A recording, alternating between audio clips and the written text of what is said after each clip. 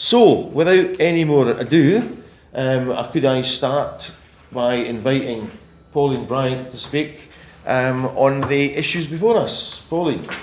Thanks, Ian. And I have to say it's great pleasure to hear about Richard. I'm here as not representing the Red Paper, but that's why I was invited today, because the Red Paper doesn't have a position on the EU. But all its arguments, I'd say, over the past 6 years have led us, I think, to question the EU.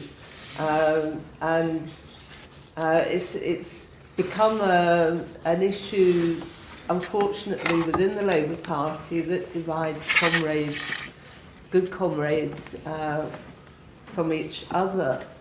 But I think there's another issue going on within the Labour Party when it comes to the EU that I think is much more sinister and worrying. If you look at what's been going on in the past year, since Jeremy Corbyn's second leadership victory, it's been relatively quiet in terms of his critics.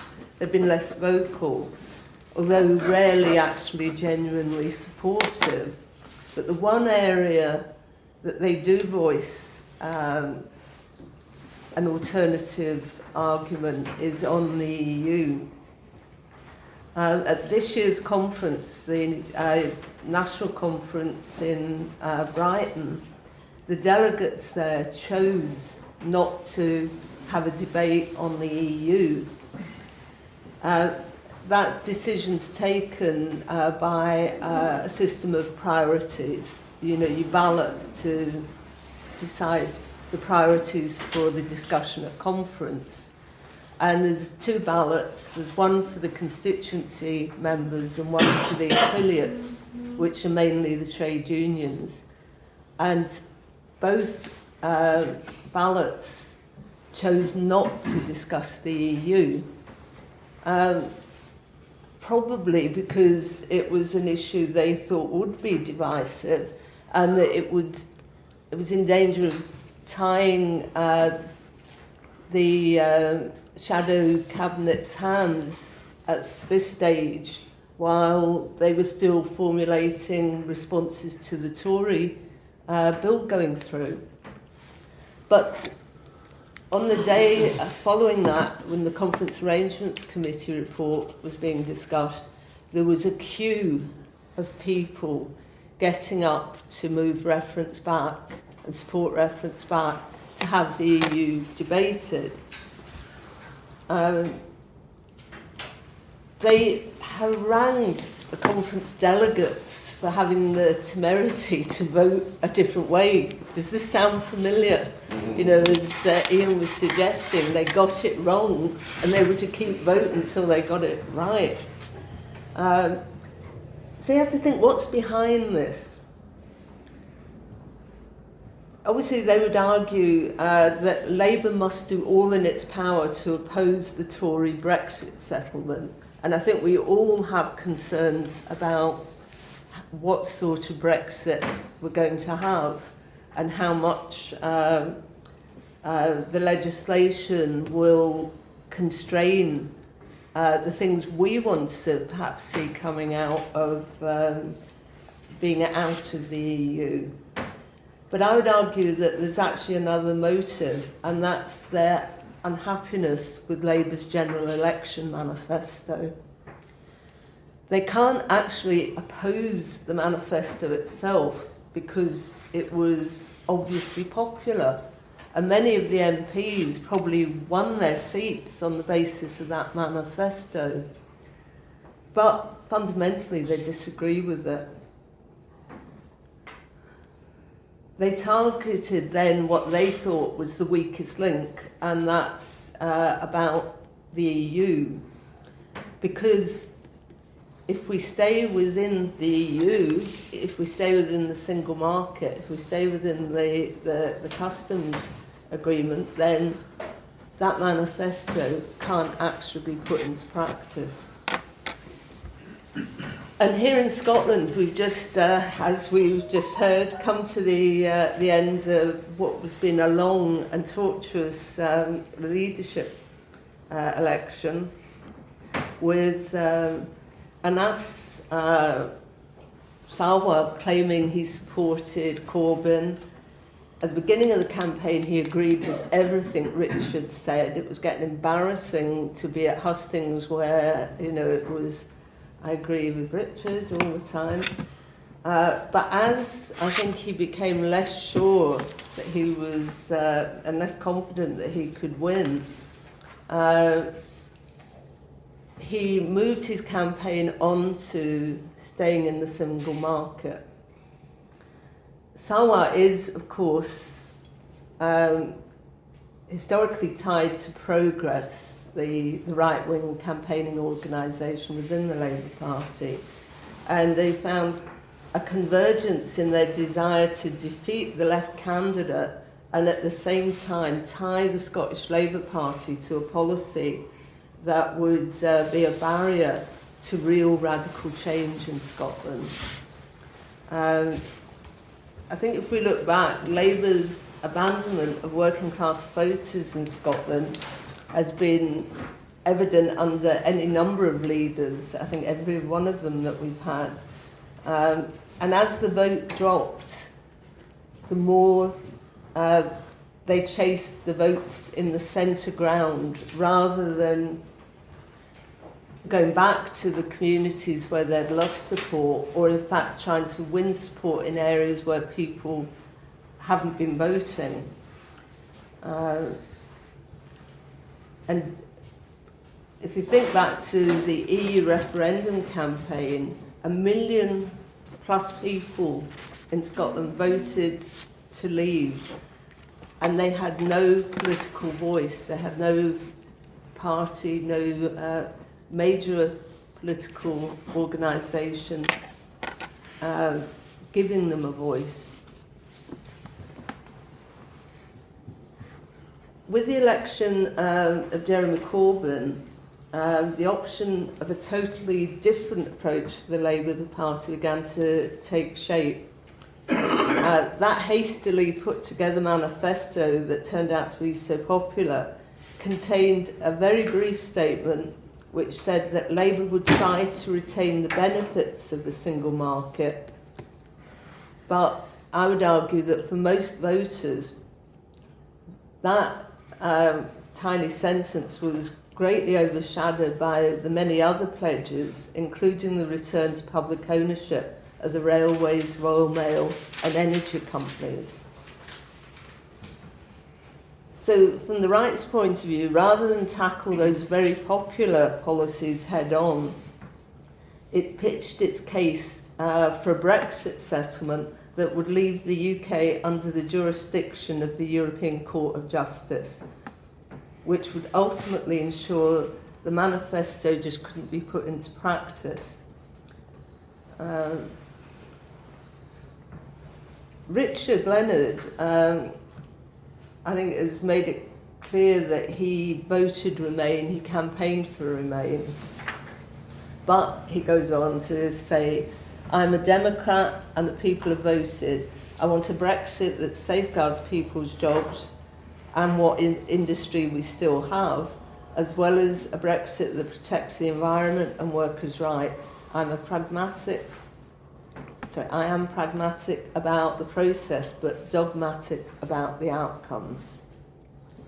By contrast, Salwa had written, under my leadership, we will support remaining in the single market and the customs union permanently. So there was a clear divide between them. And I think, if I'm absolutely honest, I think the Labour Party's position is not clear. It's a fudge. And they're tried, when I've tackled leading party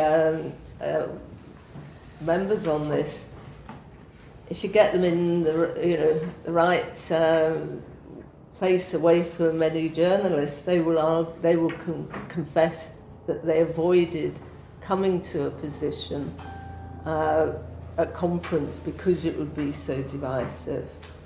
But in August, just before the conference, Keir Starmer published a statement with the endorsement of the leadership. So that's probably the clearest statement we have of their view. And that said that remaining in a form of customs union with the EU is a possible end destination for Labour. It also means the party is flexible as to whether the benefits of the single market are best retained by negotiating a new single market relationship or by working up from a bespoke trade deal. To me, this sounds like it rules out the existing single market.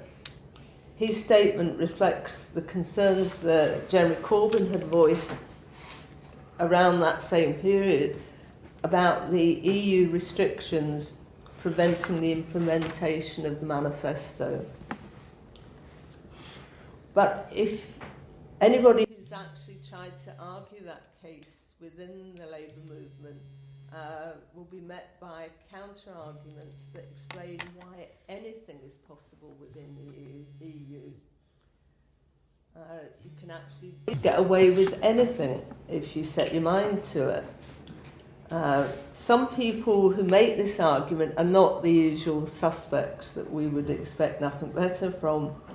Among the 100 signatures to an open letter supporting the single market on the eve of this conference was TSSA's General Secretary Manuel Cortez.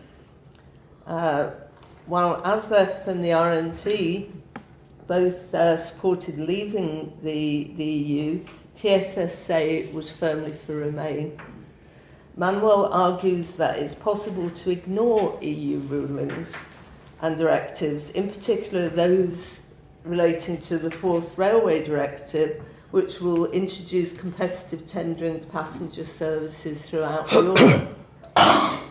He is not alone in this, that people just say, oh, if you don't like it, don't do it, and let them, take action. And they point to places in Europe where countries have, obviously, public sector railways. The Fourth Railway Directive is designed to stop that and to introduce competition and separate out track and passenger service. They've already done it with freight services, but Manuel blithely thinks, well, just refuse to accept it. I'm sure, Alex, you've probably experienced similar arguments when, the Scottish Government's been required to comply. So if we look at the proposals covered in Richard's platform, which hopefully is now going to be the foundation on which we're going to build for a new Scottish election manifesto, it includes the commitment to create a Scottish investment bank. 20 billion of investment to nurture business growth and to stimulate the economy and create jobs. To set up an investment fund while in the EU, we would need permission of the EU Commission.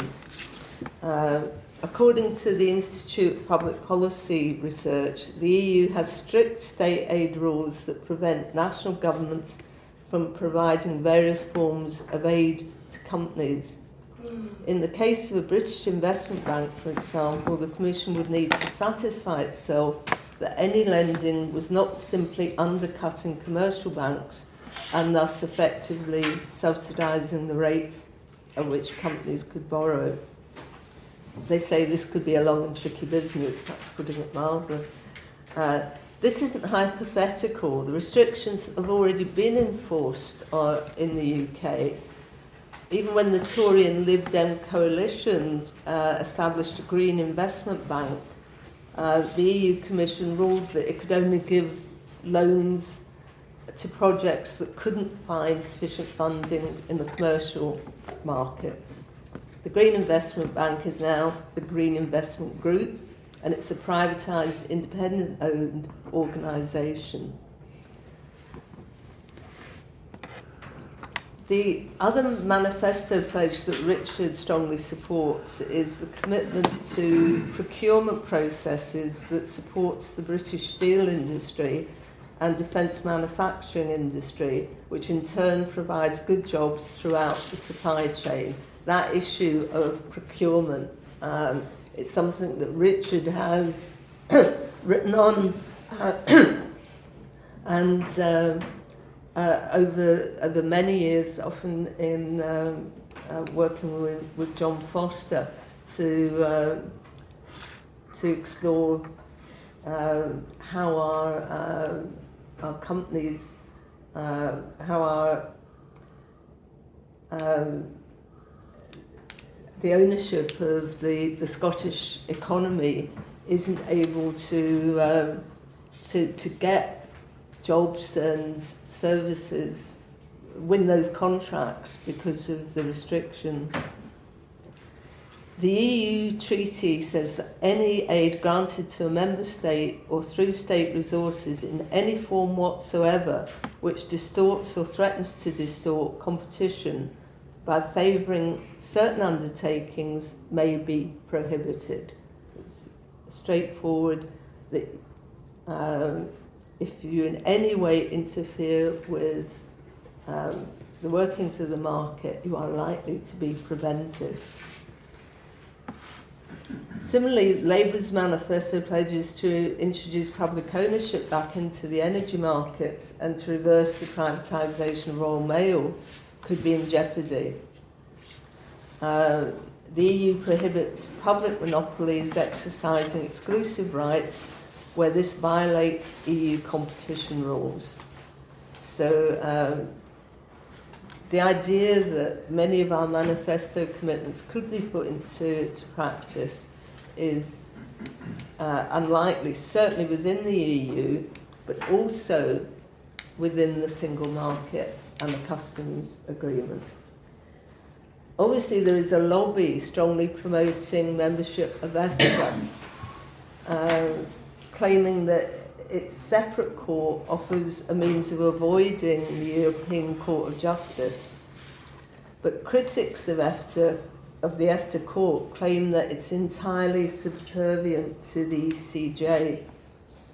And as a result, the three EFTA states, in effect, have to accept the rules of the single market as interpreted by the European Court of Justice. There's an example of this in the latest Rose Bulletin, where the Norwegian dock labour scheme, a long-standing agreement which ended casualisation of employment in the docks, was challenged by a Danish transport company which sought to use its own cheaper labour. While the local Norwegian court backed the union and the agreement, when the Danish company took the case to the EFTA court, it ruled that EFTA members were obliged to operate under EU law and found in favour of the Danish company, ruling that the dock labour scheme was a violation of the rights of establishment. So I think we see there that staying within the single market is an issue. Having a halfway house EFTA style would actually not take you any further away from being governed by the EU rules that would prevent the implementation of the manifesto. The EU has been central, I think, to the right wing's case within the Labour Party. The right knows that the EU's capacity to curtail socialist policies and protect the power of markets, and that's why they support it. That's why it's been the cornerstone of Sawar's campaign and why he enjoyed the support of the Labour right. So it's a great victory, not just for the left and the Labour Party, but I would argue for people campaigning around about their concerns about the EU. So I think what we can hopefully see from today is beginning to open up this debate and to make it absolutely clear to people in the trade union, labour movement, within the left of the SNP and elsewhere, that the single market is not a solution that we can afford to accept, and we've got to find a way of leaving the EU that allows us the freedom to implement these manifesto pledges. Thank you.